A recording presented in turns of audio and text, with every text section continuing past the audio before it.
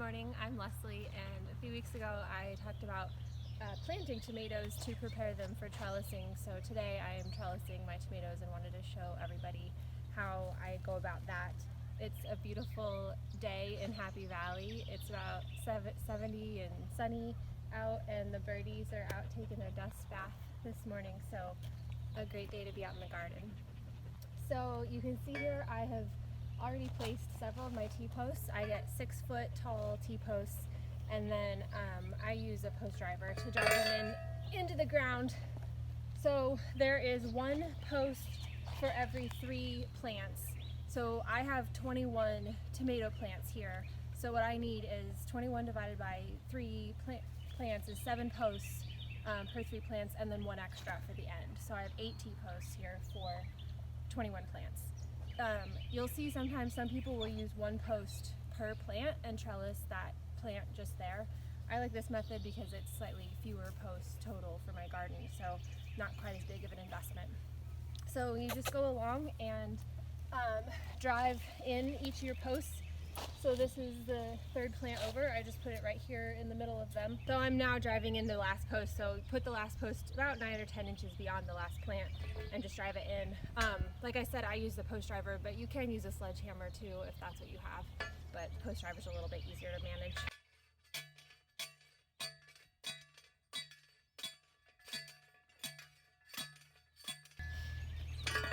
Alright, so now we've got all of our posts in. They're all in a, well, mostly straight row down the bed of tomatoes, and then from here we can start putting twine. You can see the height of my tomatoes.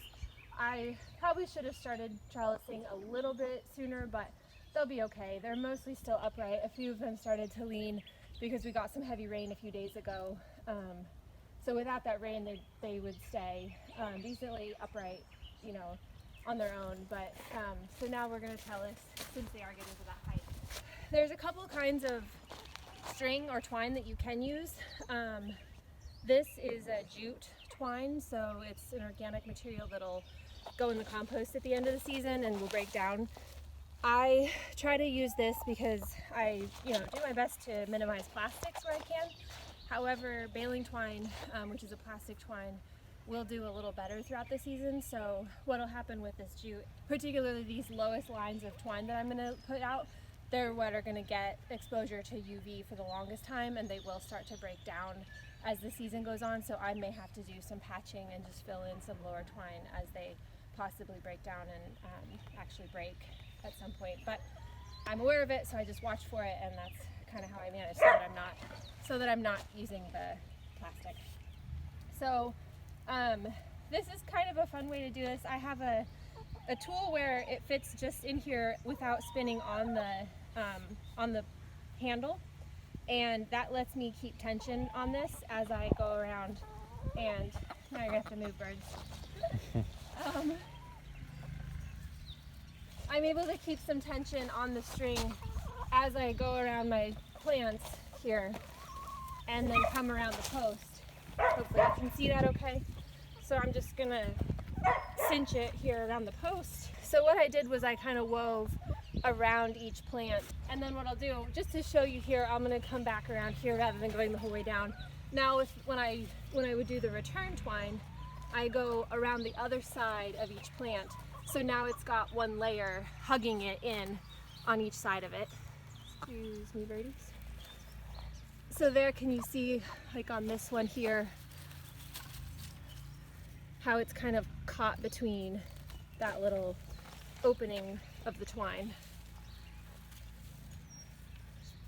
Given the height that these are, this is a good enough trellis for right now, but they will obviously keep growing, and so then I will just come back. It's generally about once per week I come back and do another layer of twine and just keep adding a layer as they go. So by the end of the summer, I've got about 4 to 5 layers of twine, and like I said, I might come in and patch and add more if the plants outgrow their current trellis.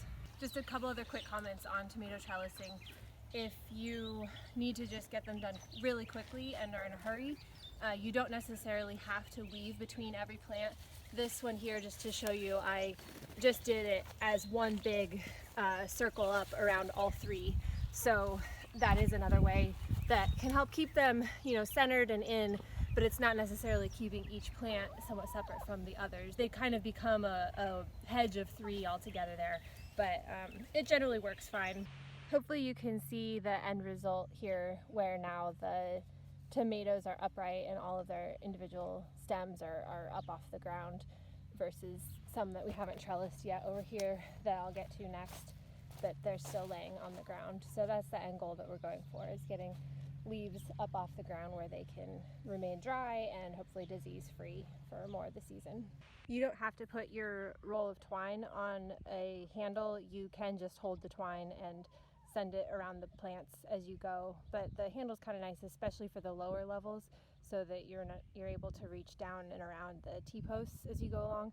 But you do want the handle to be one that is obviously narrow enough that the roll can fit onto it, but then thick enough that with that roll on that it's actually wedged. And then if you, as you can see here, if I actually pull on this, it's not able to spin on the handle. It spins the entire handle as it goes, so there's tension, and that enables me to maintain tension as I'm going around the posts and around the plants. So I don't really want to leave very much slack around the plants. The twine is pretty straight as I go along. The last thing I just wanted to comment on quick was the idea of pruning. Sometimes people ask whether they should prune their tomatoes or not. You certainly can. Pruning can help with airflow and can help you have overall somewhat larger fruit. I am kind of a lazy gardener, and so I don't really bother with pruning my field tomatoes. So yeah, that one's up to you. I just keep up on my trellising to help keep airflow good and keep the leaves up off the soil, where they will then hopefully not get too much splashback and potential disease from the soil. So that's a personal choice, and I hope you all enjoy the lovely weekend and enjoy trellising your tomatoes.